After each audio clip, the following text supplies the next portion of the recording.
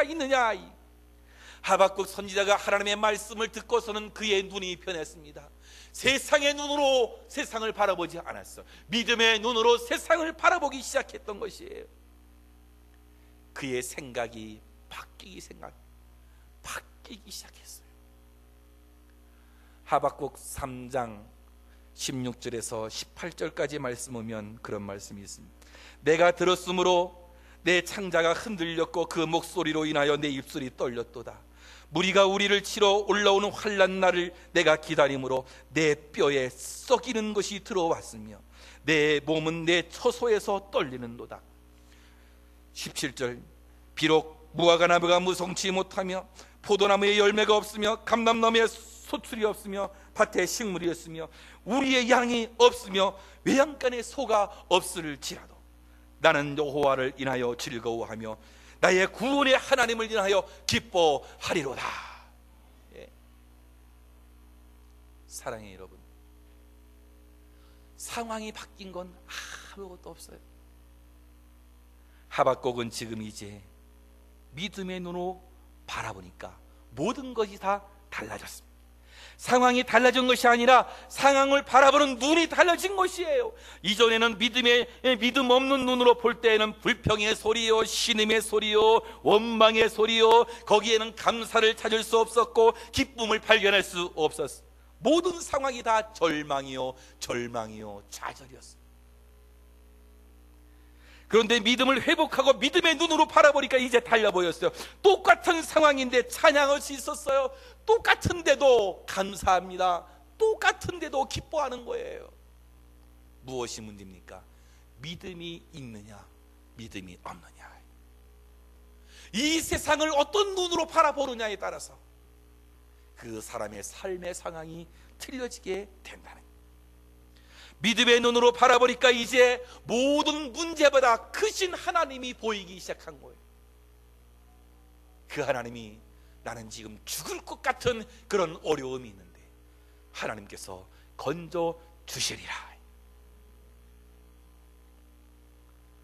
하박국 선지자의 노래, 바로 이것은 그의 믿음의 고백이었던 것입니다. 그럼 오늘 본문을 통해서 이 믿음이 어떻게 생기느냐? 둘째로 사랑이 믿음을 생기게 한다는 것. 사랑하게 되면 믿음이 생기게 돼. 하나님을 사랑하면 믿음이 생기게 돼. 하나님이 우리를 사랑하는 것을 알게 되면 믿음이 생기는 거예요. 야, 하나님이 나를 이렇게 사랑하셔? 왜 독생 성자 예수 그리스도를 이 땅에 보내셔서 야, 우리를 사랑하셨기 때문에 그렇구나. 이거를 알면 믿을 수밖에 없다는 거예요. 사랑을 알면 믿음이 보이는 거예요. 사랑을 알면 세상이 달리 보이는 거예요.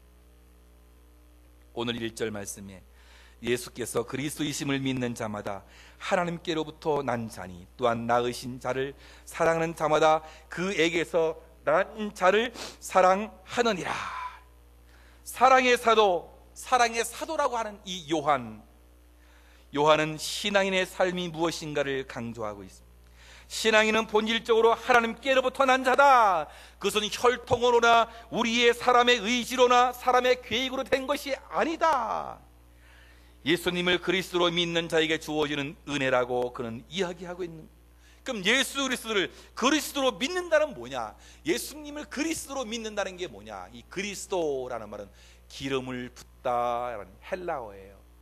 근데 이것은 히브리어로 메시아라는 메시아라는 말하고 그리스도라는 말하고는 같은 말이죠, 그렇죠? 헬라어와 히브리어의 다른 점인데, 자, 그렇다면 구약 성경에서 기름 부음을 받은 자가 누구예요? 3명이 있죠, 그렇죠?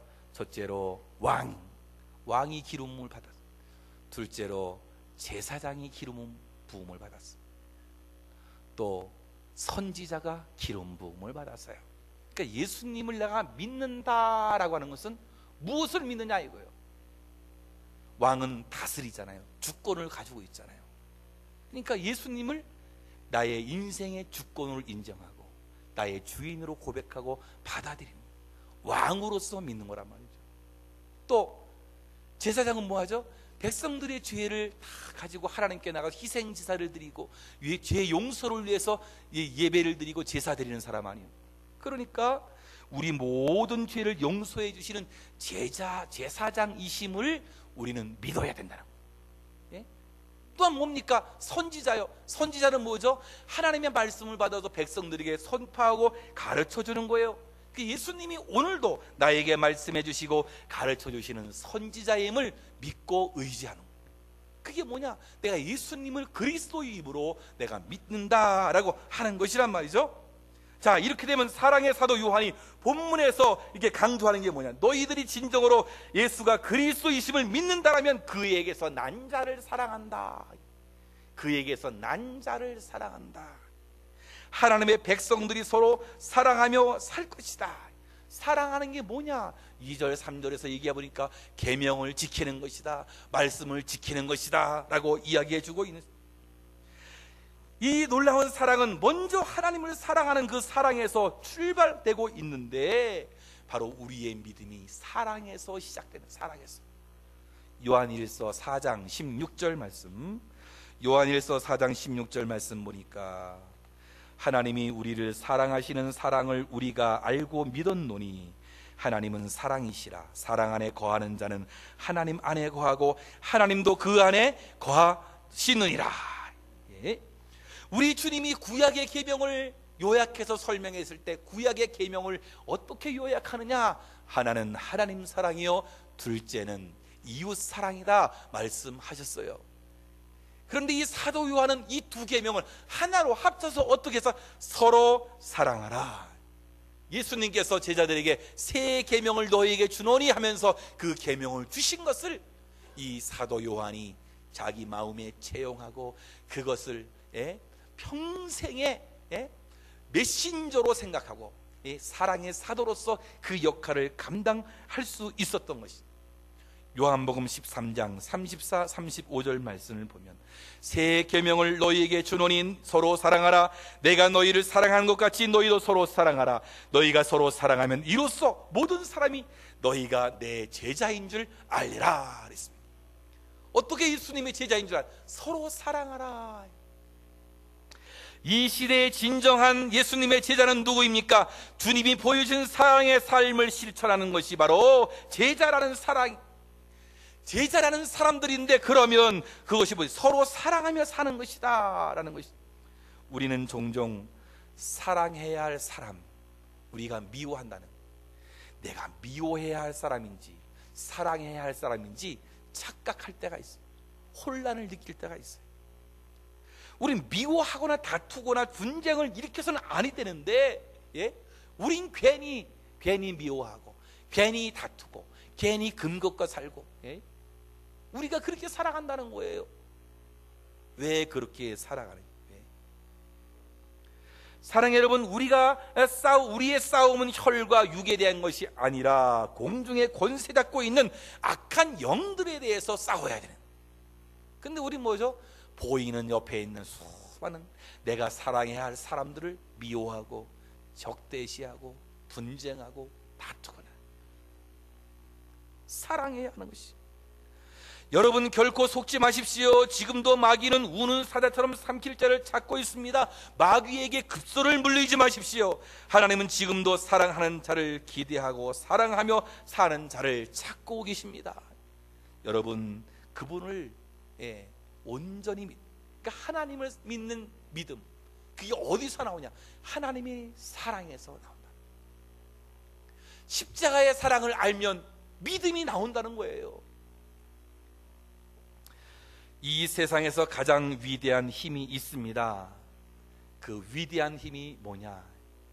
바로 그것은 사랑입니다. 이 세상에서 가장 위대한 힘이 사랑이라는 것입니다. 사랑이 있으면 어떤 환경도 이길 수 있습니다. 고달픈 인생도 넉넉해질 수 있어요. 사랑하면 두려움이 사라져요. 사랑하면 창조력이 나와요. 사랑하면 명철과 의욕이 생겨요. 아무리 힘들어도 자녀를 사랑하면 다시 일을 할 수 있는 의욕이 생기지 않습니까? 아무리 시집살이가 힘들어도 남편의 따뜻한 위로와 사랑이 있으면 다 견딜 수 있는 거예요. 사랑이 없으니 믿음도 없어지게 되고 예? 서로 신뢰가 깨어지게 되고, 예? 거기에서 아픔이 생기게 됩니다. 사랑이 있는 곳에 행복도 있고 사랑이 있는 곳에 축복도 있는 것이에요. 여러분, 사랑하는 삶을 사시기를 주님의 이름으로 축원합니다. 예, 옆 사람하고 인사합시다.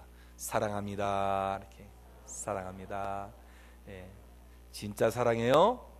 예, 진짜 사랑해.